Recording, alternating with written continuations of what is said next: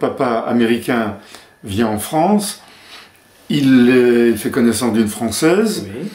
donc 2 enfants. Alors, connaissance d'une Française au Café de la Paix, place d'Armes, place Verdun si vous voulez, qui existe toujours, dont le décor est à peu près celui qu'il a connu et que ma mère a connu à l'époque.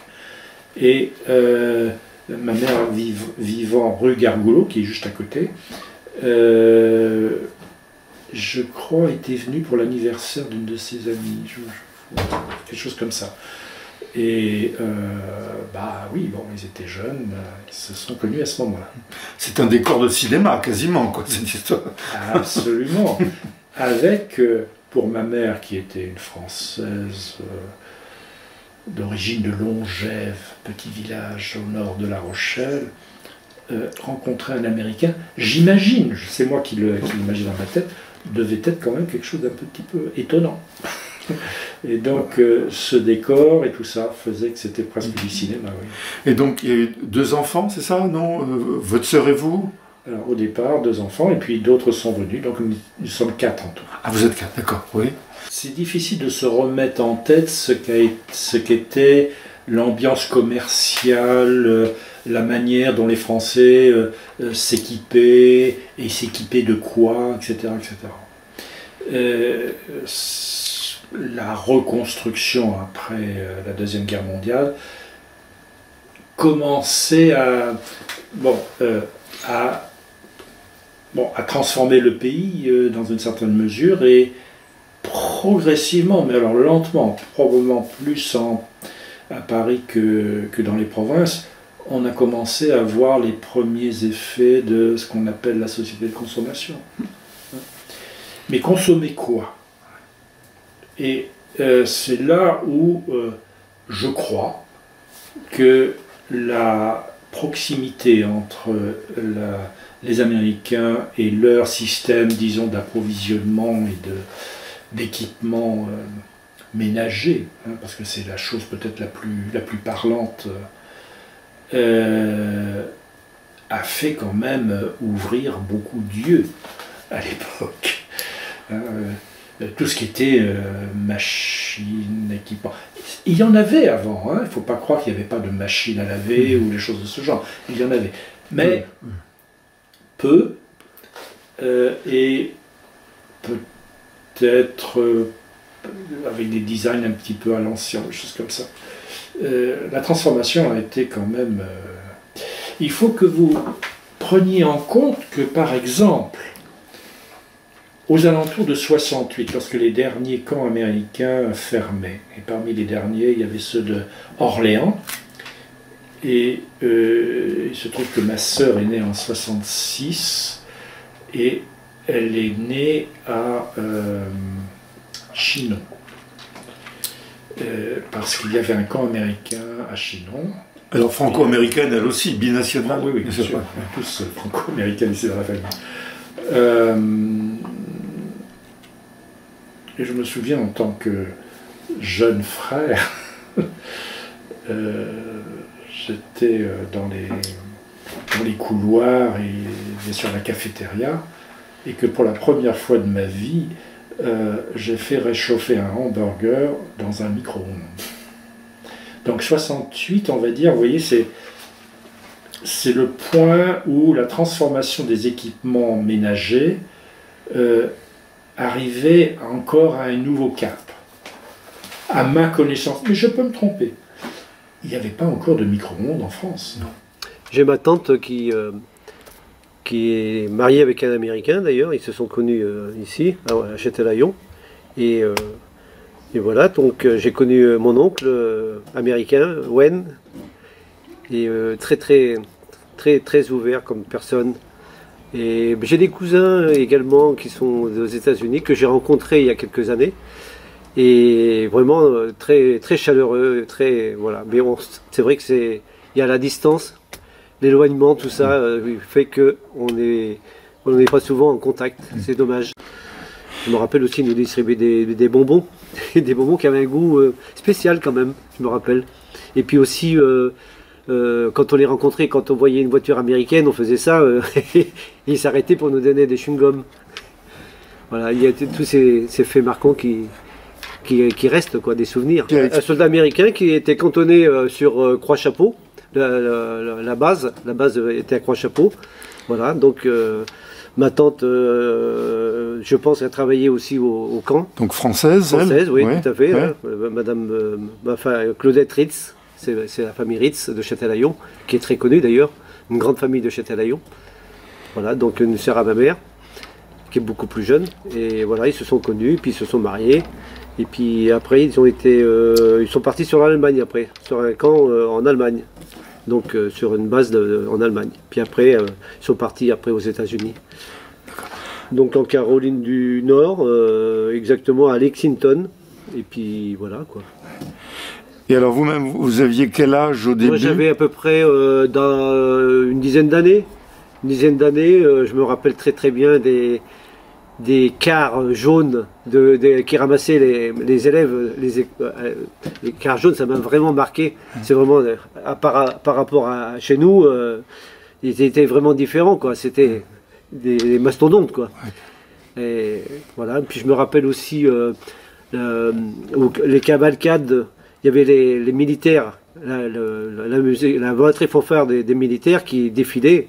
J'étais émerveillé avec le son de la musique différente que de chez nous, quoi. Et voilà. J'ai rencontré cette famille d'Américains au cours des vacances de Pâques 1961. J'ai retrouvé cette photo et derrière de la main de maman, c'est marqué Pâques 61 Châtelaillon. Donc on voit la famille là, le papa, la maman, le fils, la fille et moi. Donc 61, j'avais 6 ans. Et la villa se situait rue Georges Musset, juste à côté de l'hôtel Jeanne d'Arc. Et eux, ces Américains-là, qui s'appelaient de mémoire, mais je dois un petit peu avoir peut-être le nom qui dérape un peu, ils s'appelaient Shepherd. Et donc c'était le papa, la maman, la fille et le fils qui avaient loué, ou alors c'était l'OTAN qui leur avait adjugé cette maison. Il y avait, je me rappelle, un grand château d'eau. C'était une ville dans la ville. Et nous avons été voir un film, Ben-Hur en américain. Mais c'est fantastique. Vous voyez, je parle, j'en ai encore la chair de poule, tellement c'était...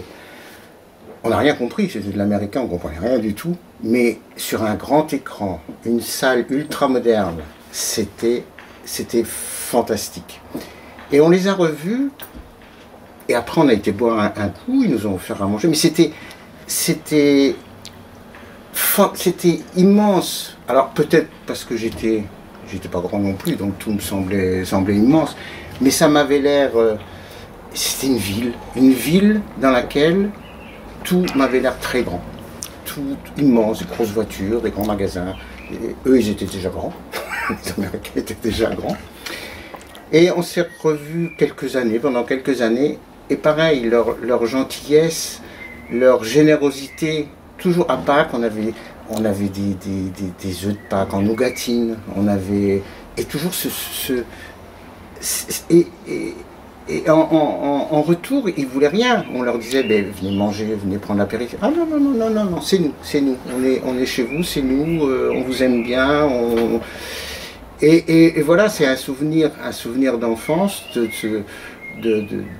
Croix-Chapeau, de Châtelaillon aussi, où on voyait alors je sais pas ce que c'était, des Chevrolet, des Buick, je sais pas trop quoi, mais enfin c'était des voitures immenses. Je me souviens aussi, mais c'est très vague, il devait y avoir des bus qu'on ne voyait pas chez nous. Je ne sais pas ce qu'ils avaient de drôle, ils étaient gros aussi, ils étaient ronds, ils avaient l'air d'être ronds, ils étaient en tôle. Enfin, je me souviens qu'on regardait ces bus passer de travers les grilles, puisqu'ils passaient rue Georges Musset, ils passaient le passage à Livaux, et puis ils sortaient de Châtelaillon, ils passaient devant les abris Martin, là, et puis ils repartaient certainement sur Aigrefeuille, Croix-Chapeau, quoi. Et c'était une période extraordinaire pour nous, gamins. Alors je ne sais pas les adultes comment ils prenaient les choses. Et je me rappelle que quand ils sont partis, quand la politique fait que, ils sont partis. Et je me rappelle que papa, à l'époque, avait dit avec tout ce qu'ils ont amené, tout ce qu'ils nous ont fait, c'est quand même pas très sympa pour ces gens-là. Des mémoires d'enfants, quoi. Et c'est vrai, et après on les a jamais plus revus, ils sont repartis. Des produits qu'on connaissait pas du tout, ils ramenaient rien que des chewing-gums. Ils nous ramenaient des chewing-gums, on n'avait jamais vu ça. Nous on connaissait le bête chewing-gum qu'on allait à la boulangerie, chewing-gum à 1 centime, là, 1 centime de franc, 10 centimes, je sais plus. Mais ils avaient, c'est vrai qu'ils nous ramenaient de la nourriture qu'on ne connaissait pas. Je pense qu'ils nous avaient amené une fois des cornflakes. Les cornflakes, on ne connaissait pas. Ça existait peut-être, mais on n'achetait pas parce qu'on ne savait pas faire. Oui, c'est vrai, vous me faites un déclic. Et je me rappelle leur petite intrusion, qu'ils arrivaient, ils frappaient, puis ils laissaient. Et il y avait des produits, des fois, des produits qu'on ne connaissait pas. Je me rappelle aussi c'était pas du ketchup. C'était pas du ketchup, mais c'était un produit qu'on connaissait pas. Je sais pas ce que c'était. Mais je me rappelle que maman dit, mais c'est quoi ça? Ah ben c'est bien les Américains qui mangent ça. Ils ne faisaient pas leurs courses. Ils vivaient un peu en autarcie. Je me rappelle les cadeaux qu'ils nous faisaient, ça venait de Croix-Chapeau. Sur place, ils n'achetaient pas grand-chose. Puis c'était pas leur leur goût. Vous aviez donc une grand-mère qui avait 2 familles américaines. Oui. Alors parlez-moi un petit peu de ça, s'il vous plaît. Je me souviens, elle louait 2 logements à des Américains, parce qu'elle avait sa maison, et puis des logements elle avait un grand terrain, il y avait des logements à louer. Et puis, bon, ben eux, du coup, on les avait à l'année, au lieu de louer que l'été. Et je me souviens d'eux, ils avaient des enfants, il y en a même un couple qui avait un chien, un bulldog, là. Et ils allaient travailler, les papas, ils travaillaient à Croix-Chapeau. Et donc, moi, gamine, je venais à stage. Au début, j'étais chez ma grand-mère, après je suis partie rejoindre mes parents à Paris, qui avaient trouvé, enfin, parce qu'ils étaient partis pour trouver du travail.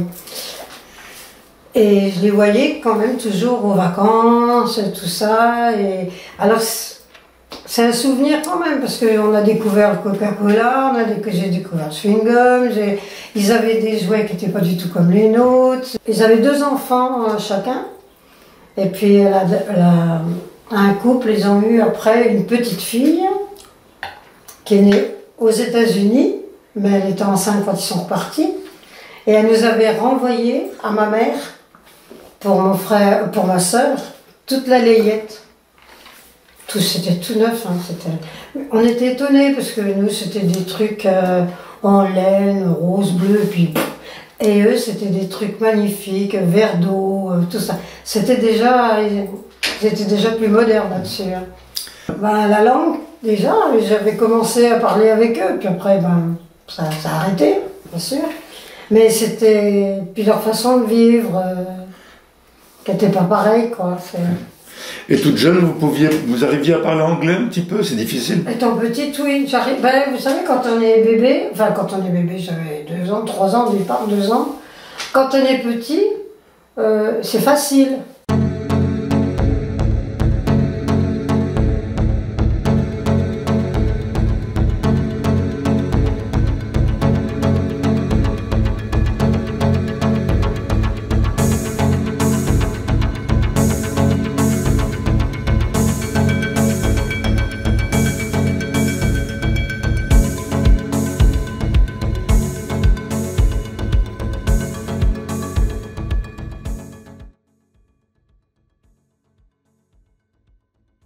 Au moment où tous les camps partaient, lui, il est resté en France et il a accentué son